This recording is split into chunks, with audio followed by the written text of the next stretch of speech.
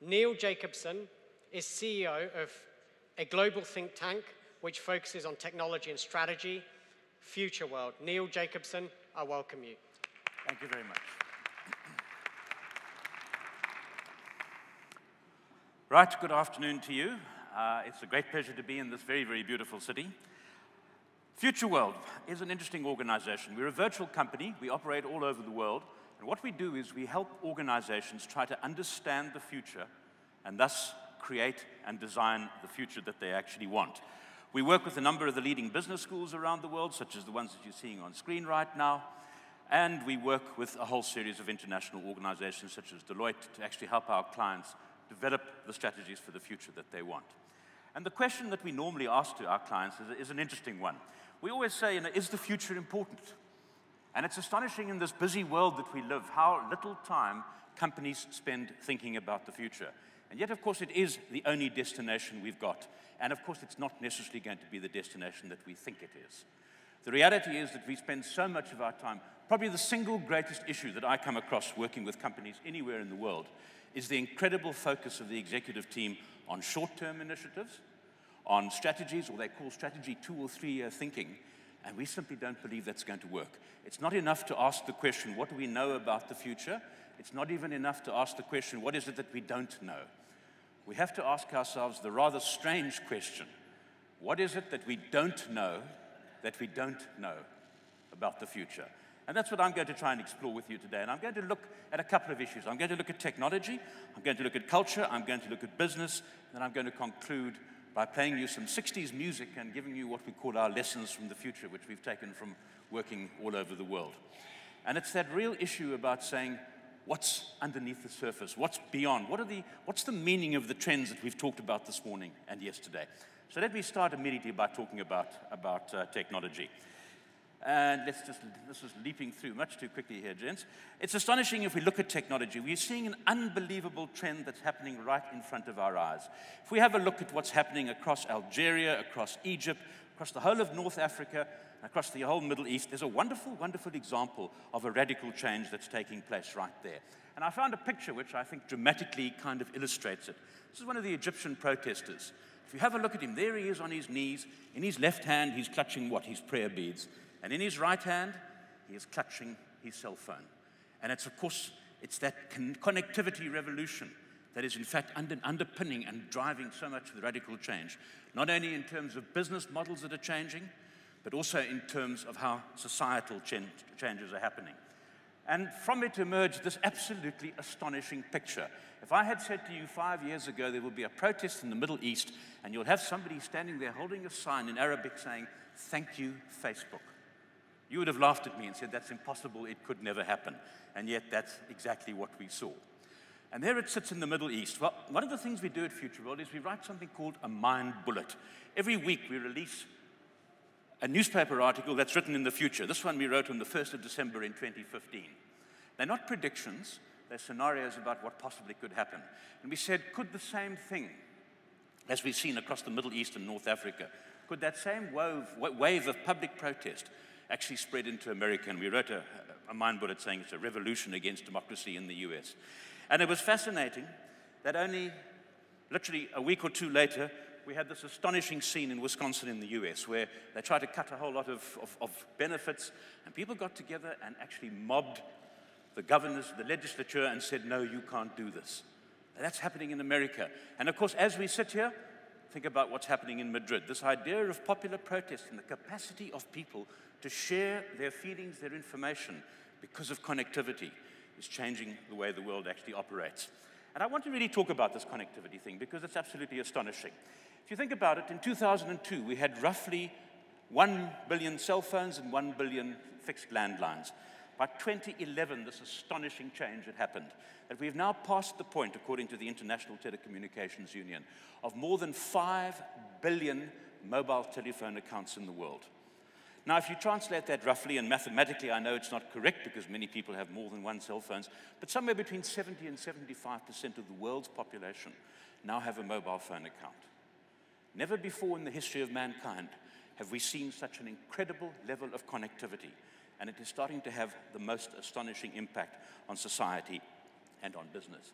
I hope some of you have read a book called The Black Swan by Nassim Taleb, which talks about unexpected events. We believe that this rise of connectivity is one of the most powerful trends that's going to happen, and that is impacting, as I say, both business and society. But I want to talk about another technology trends before I talk about the impact on society, and show you this quite remarkable picture of this dress, which you may like, you might not like. But what's amazing about it is that it wasn't manufactured. It wasn't produced on a knitting machine or on a loom or sewn together. It was printed on a three-dimensional inkjet printer, just like the Hewlett-Packard that you have on your desk. The only difference being, instead of having an ink cartridge, it has a cartridge of plastic dust or silicon dust, some kind of mechanism that actually prints in 3 dimensions. And we believe this could be an astonishing trend. You're starting to see amazing things happening in the world of 3-dimensional printing. Right now, it's an expensive technology used for prototyping. It'll cost you about 25,000 euros to buy one of those printers. But we believe that by 2015, forget 2020, it's going to cost you about 25 euros to buy a printer. And if you buy 2 cartridges, you'll get a printer for free. Because that's what's happening right now in terms of ordinary 2-dimensional printing. And I want you to go and visit at some point the website of a company called MakerBot. What they do for just under $1,000 is they sell you a kit to put together your own 3-dimensional printer. But what started to happen now is that that 3-dimensional printer can print another 3-dimensional printer. Now, right now, it can't put itself together. It needs a human being to put it together. But think about the idea of machines actually replicating themselves. A device that is capable of printing things in 3 dimensions, printing another device that is capable of printing things in 3 dimensions. Absolutely astonishing. And what could be the impact of this? Think about the retail sector. If the customer and the point of production are in a direct straight line, what happens to retail? Just think of how this could change the channels to the market. And you know, let's really stretch our minds for a little bit and let's think a little bit into the future. What could be the impact of this on diamonds? Could you print or could you nano-manufacture, as is happening now with platinum, where there's a new process where they're looking at actually nano-producing platinum? Could you print your own diamonds in 10 or 15 years' time? Any color, any shape, any size that you want? What a crazy idea. What a stupid idea. I mean, what do I know about diamond production? But the trouble about the future is that very often the things that we believe are impossible are exactly what happen. And I'd like to show you a little video to illustrate that point now. The volume. It's inside your body.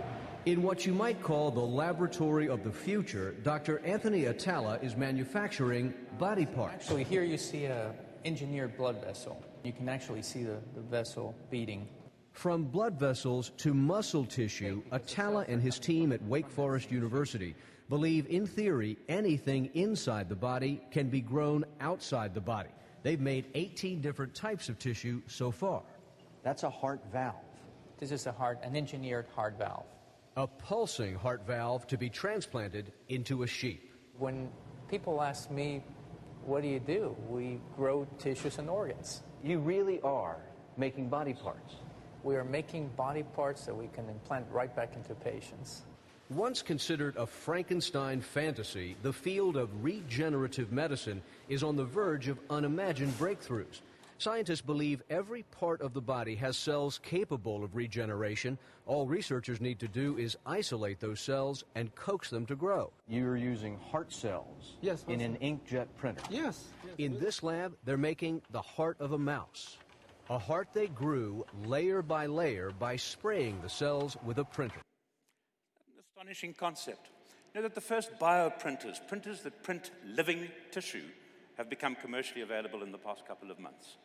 That same doctor, incidentally, recently did a TED talk, and while he was speaking, the back of the stage was dark, and after his speech, he said, I've been doing something in the background.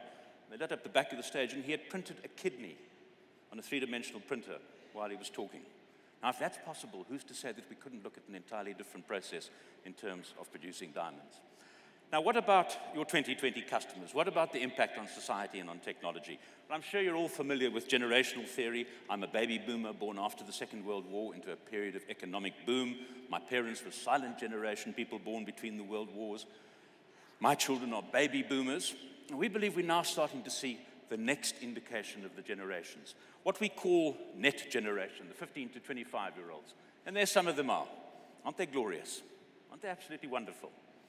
Now, of course, we look at them, and we're kind of conservative and a little bit older, and many of us look at those people and say, no, thank you. I don't want to have anything to do with them. They're weird and they're freaky.